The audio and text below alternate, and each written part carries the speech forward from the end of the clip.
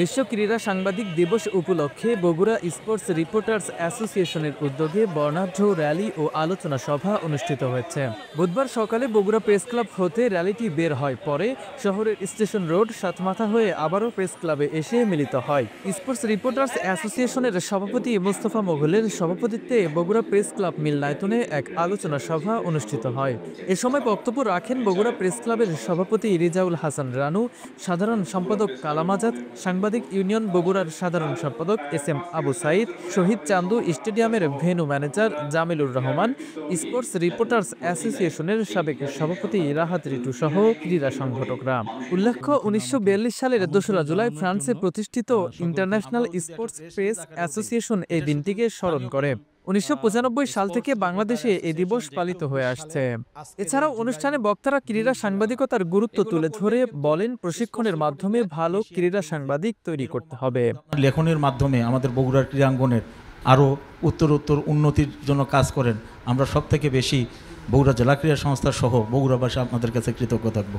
আমরা আজকের এই অনুষ্ঠান থেকে সংশ্লিষ্ট যে কর্তৃপক্ষ এখানে আছেন তাদের কাছে অনুরোধ জানাবো, অন্তত আমাদের বগুড়ার যে সকল ভাইয়েরা আগ্রহী আছেন তাদেরকে আপনারা একটু প্রশিক্ষণের ব্যবস্থা করুন। আমরা কখনো শুনি নাই যে হচ্ছে যে কিশোর গ্যাং। আমরা জানতাম যে কিশোর, শিশু, কিশোর, তরুণ, যুবক এই পর্যন্ত কিশোর গ্যাং। আবার সেই গ্যাংকে ধরার জন্য সেনাবাহিনীকে অভিযান চালাতে হয়। কিন্তু কেন? এগুলো যে খেলাধুলার প্রতি তাদের বিরূপ মনোভাব, তারা সারাক্ষণ সকাল থেকে শুরু করে গভীর রাত পর্যন্ত মোবাইলে গেম খেলে, এই মোবাইলে এইটা ওটা দেখে, কিন্তু তারা খেলাধুলার দিকে কিন্তু কেউ যায় না।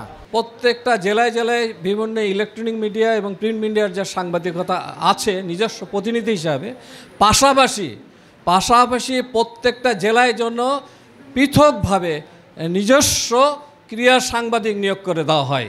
একমাত্র বগুড়া জেলা শহর, এত বড় একটা সুনামধন্য একটা জেলা শহর, সেখানে কোনো ফুটবল স্টেডিয়াম নাই, যে কারণে এখানে খেলাধুলার কোনো উন্নয়ন করার মতো কোনো সুযোগ নেই। এখানে তরুণরা খেলতে পারে না, ফুটবল স্টেডিয়াম নাই, এখানে তরুণরা ফুটবল খেলতে পারে না, এবং বিভিন্ন ধরনের অন্যান্য যে